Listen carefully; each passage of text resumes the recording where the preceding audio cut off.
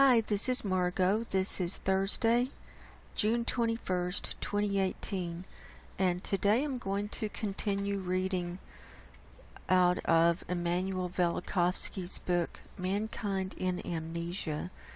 I've done 3 parts already, so this will be part 4, and in this part we're going to be finishing up on chapter 1.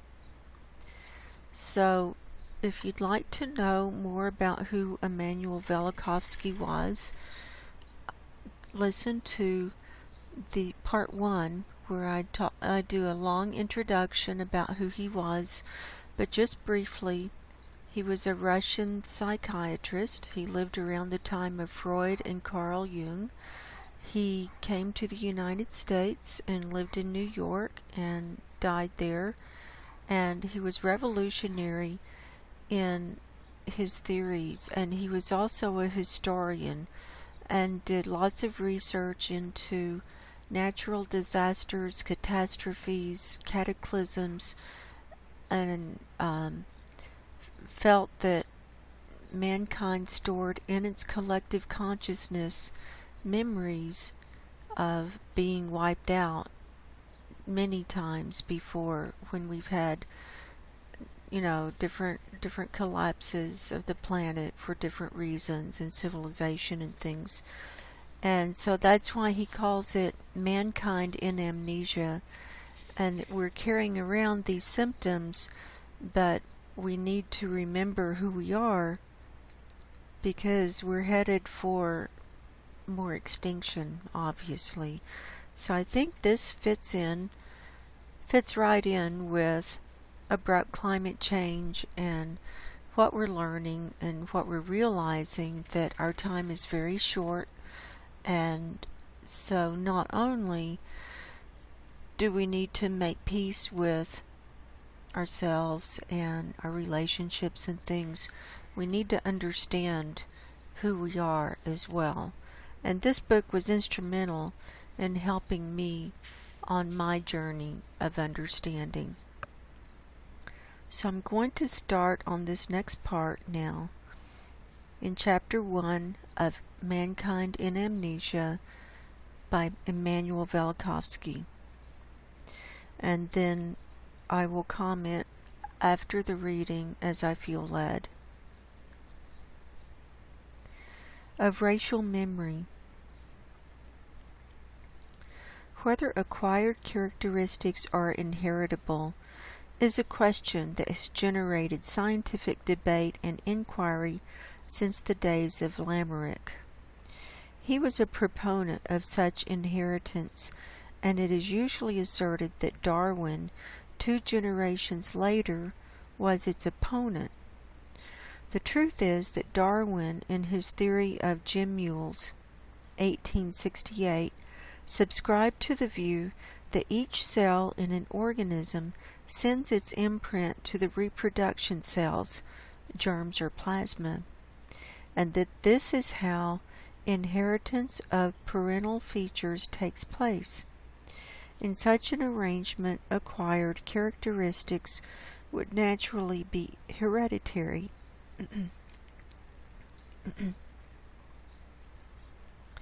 New characteristics of wheat or rye, cultivated in a changed environment, could become inherited.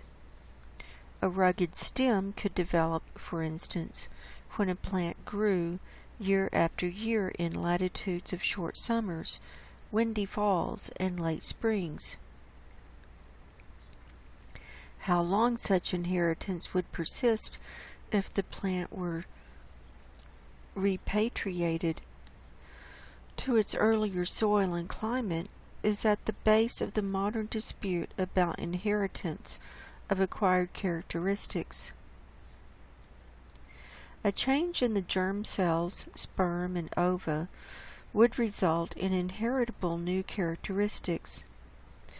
But it is assumed that only somatic cells are susceptible to variation. Yet it cannot be denied that chemical processes or endocrine disturbances in an organism can decidedly influence the plasma cells. in which case the progeny would exhibit an inheritant defect which occasionally can also be transmitted to subsequent generations. The question thus boils down to the problem of whether outside influences, via the somatic cells or even directly, can affect the germ cells. Somatic cells, which make up the body of a living organism, live their span of time and return to the metabolic process of nature or to dust. The germ cells, however, carry life for untold generations, using the individual organism as their carrier. These cells are potentially immortal, though an enormous proportion of them goes to waste, as anyone can witness who sees the seeds of trees or pollen lost, or thinks of the billions of spermatozoas ejected in a single copulation, with usually only one of this multitude having a chance of fertilization. Remarkable is the endless reproduction capability stored in a single microscopic sperm or egg, with inheritable characteristics for generations without end. And it is not that a spermatozoon is inherited and multiplies again, but that the new organism has reproductive cells which produce the new sperm and egg. If these reproductive cells, or the sperm and egg, are influenced by some strong chemical, thermal, or radioactive agent, the new characteristics may well become inheritable, and this opens the way to enormous possibilities in genetics. Paroxysms in nature, accompanied by such agents, could influence the reproductive cells of the animal and plant kingdoms. If, as happened more than once, the area involved in a paroxysm were the entire world, then chances would be excellent for mutations to occur in many species and genera. The germ cells could be affected not only through the soma or body, but also directly with the subsequent origin and transmission of new characteristics.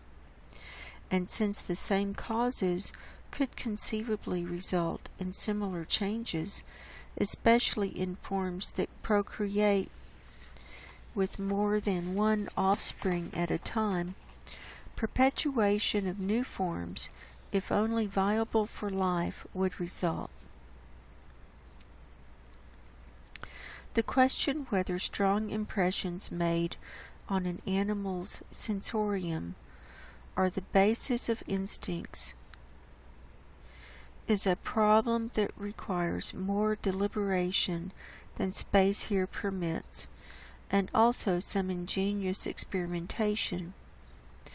The existence of a racial memory does not mean that an impression absorbed by one generation can be remembered by the following ones, but that impressions, especially traumatic and repetitious impressions, experienced by many of the forebears, may become a permanent, though unconscious, meme, or meme complex, providing adequate responses in suitable situations. A racial memory is not a transmigration of the soul. It is, however, an inherited unconscious memory. And through a racial memory we can consider ourselves as having been present at some horrible cataclysmic scenes amid unchained elements, devastation by which no creature in the world, on land or in the sea, could conceivably have been unaffected. Thus the accumulation of the genetic memes comes down to every representative of the species in our days through every one of the genealogical lines. All ascendancy reaches back to the same generation that was exposed to the trauma. At approaching earthquakes, animals with fine sensoria flee before seismographs even register any tremor.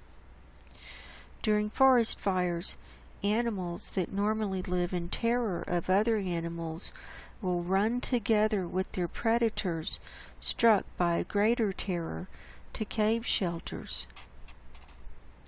It is quite obvious that some information called instinct is being reawakened and reactivated with fear never absent.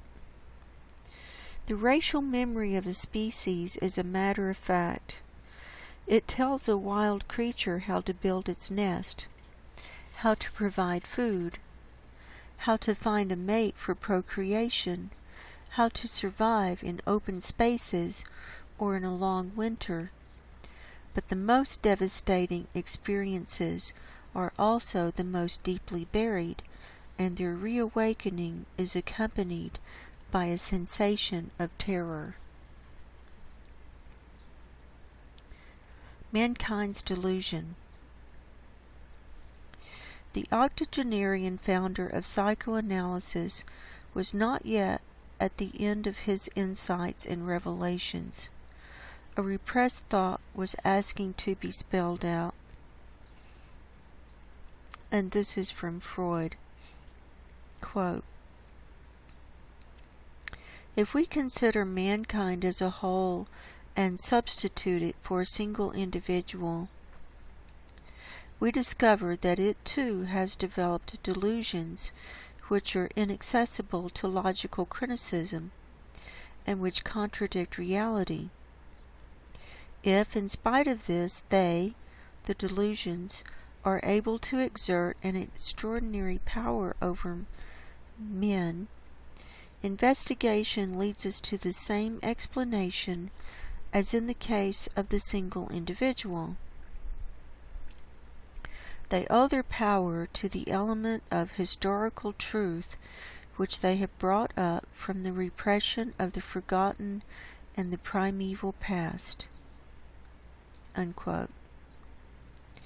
Freud speaks here of mankind's delusions, therefore delusions in which all of us take part, and which are deaf to logical criticism. At the bottom, however, is a historical truth. What, then, is this truth, the happening that once overwhelmed the human race and traumatized and poisoned and scorched the minds of all generations that followed? Was it a bedtime story? Was it a nursery discovery of every infant? And did this drama happen as regularly as Freud thought it did? Was the natural process of reproduction, though not all trauma-free, devised as all aberration? Is the ubiquitous murder of the father by the son the historical truth? And if so, which historical truth would resuscitate neurosis in the female? Or are males alone affected by the delusions of the human race? Freud lacked the final insight. During the years when his scourge by the most evil of men caused hearts to throb with fear and faces to pale, the Jew Freud, in once happy Vienna, now for 5 long years, 1933 to 38, doomed any day to see Hakenkreuz banners on the streets and stormtroopers banging on the door, was called by his id and by his superego alike to listen to a hardly audible voice from a greater depth. In nights of anguish, with his cancerous jaw paining, deserted even by his patients, he was closer than ever to the historical truth. at least by sensing that he had not yet discovered it as he earlier had thought. We followed Freud in his early observations that a traumatic experience of psychic or physical nature often results in an amnesia. We further followed Freud in his realization that a victim of amnesia either denies the trauma or makes an effort to relive it. When Freud, in a later and deeper penetration into the human soul, discerned the buried racial memories of traumatic experiences of our progenitors, we followed Freud, now with bated breath, once more. But we knew this time he would fail. The great human trauma was not what he imagined it to be. The killing of the father, and the possession of the mother by the grown sons, now capable of overpowering the father, the tyrant in the cave, and symptomatically following his own diagnosis of behavior. Freud returned in his last book to the days of the Exodus, only to display a sotoma, no plagues, no convulsion of nature, no terrifying experiences at Mount Sinai, only the stoning of Moses, the father symbol, by the children of Israel in the desert. Freud was nearly correct in his diagnosis when he wrote that mankind lives in a state of delusion, but he was unable to divine the etiology, in this case the nature of the traumatic experience. In the frame of collective amnesia, which is the syndrome I first discussed in Worlds in Collision, the amnesia that occurs in a single victim closely following the trauma is not an exact parallel. The collective mind does not immediately forget what it went through. What occupies us are the two processes in which the heritage was transmitted, the conscious oral and later written relay, and the unconscious racial meme, inherited and occasionally activated after some related experiences. Psychoanalysis, as it is practiced today, ignores Freud's deeper insights, but, loath to read the testimony of the witnesses of celestial and terrestrial order turned to chaos, a terror chilling the very marrow of the bones, psychoanalysis was prudent not to follow Freud, and stopped a great step earlier, not recognizing the importance of the role of biological inheritance of acquired characteristics in mental spheres on a collective basis.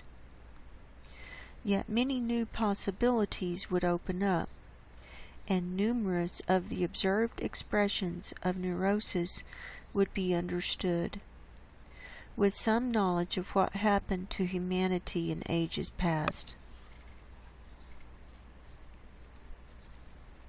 The Archaic Trauma. Quite a few phenomena of both neuroses of fear and neuroses of compulsion, though they may have been triggered by early infantile experiences, have their roots in archaic situations. They are the nature of reactions to life-threatening circumstances. Individuals who are afraid of close spaces, or panicked by wide-open areas, or fear views from heights, or flight in planes, may perchance be exhibiting atavistic fears engendered in the catastrophic experiences of ancestors. And as in structural biology, in which a derivation of 6 fingers may often be traced to the same deformity in a quite removed ancestor and again to an earlier occurrence in farther removed progenitors, so also a psychic anomaly may possibly skip several generations only to reappear as if in random cases.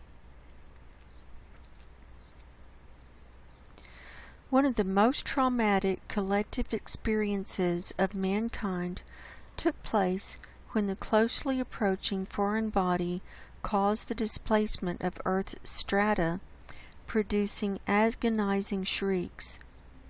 The early Greek poet and cosmologist Hesiod wrote of the inscrutable noise, quote, "The huge earth groaned, the earth resounded terribly, and the wide heaven above," unquote. The people's agony was increased by the sensation of hardly being attached to the ground.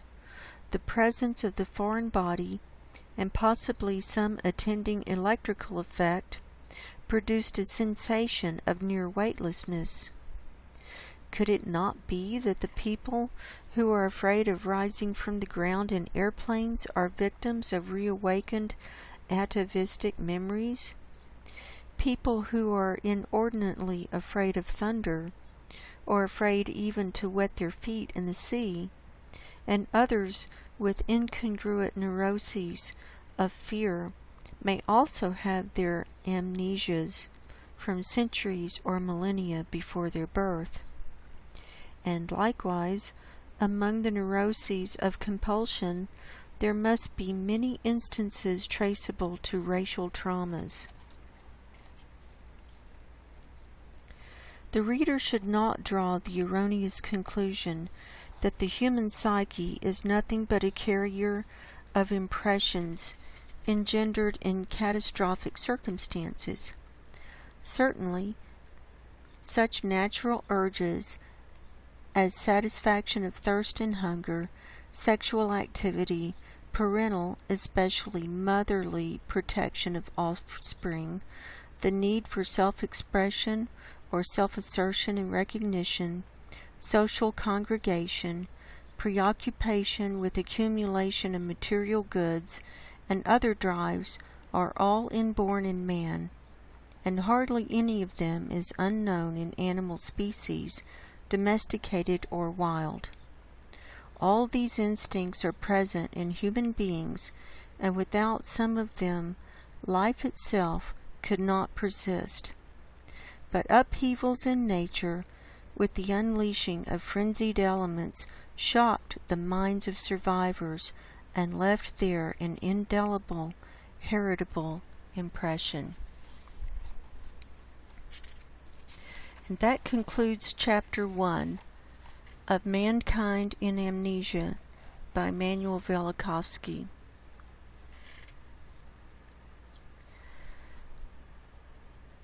So this spoke to me, especially where he talks about our fears being brought up, when we're confronted with possible cataclysms and earthquakes and things like that.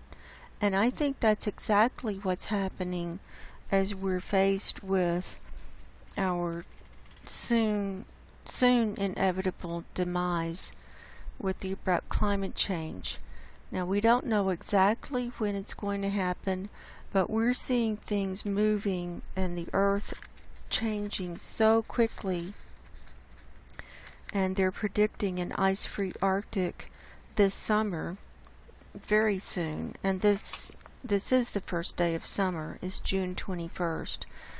And the sea ice, what is there in the Arctic, is very precarious and very fragile.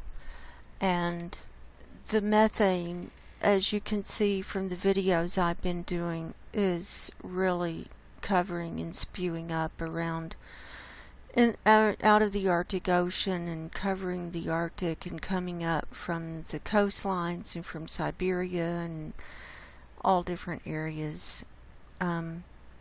So this is disturbing, and I think this is awakening people's unconscious memories, and that as a collective we do carry these stored memories, and possibly are, from past lives. Maybe we lived during these times of upheaval and we remember on a soul level. Of course, Velikovsky doesn't go into that. I don't know if he believes in reincarnation or not. He was religious. He did believe in God. He was Jewish. So I know that he had a strong religious background. So you can extrapolate from this as a foundation and go in a lot of different areas as well. So I'll just let you think about all of this, and then we'll start on chapter 2 next time. And I'm going to continue with this series, and I'll be interspersing it with my climate change videos and some other things too. So thank you for listening. My name is Margo. I'm a hypnotist, holistic life coach, and empathic spiritual healer. My website is margoshealingcorner.com. And until next time, go in peace, God bless, and goodbye.